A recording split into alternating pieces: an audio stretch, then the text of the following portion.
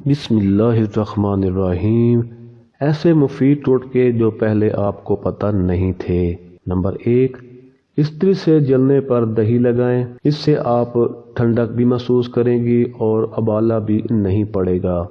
Number 2، اگر آپ شیو کرتے ہوئے خارش محسوس کرتے ہیں تو ہیئر کنڈیشنر کو شیو کریم کے طور پر استعمال کر سکتے ہیں۔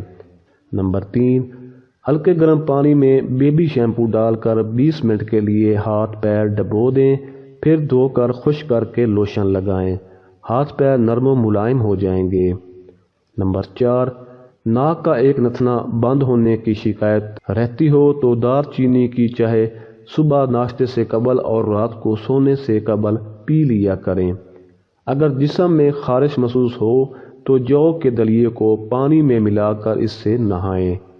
اگر آواز بیٹھ جائے تو گڑ ڈال کر چاول پکائیں اور رات کو خوب پیٹ بھر کر کھائیں۔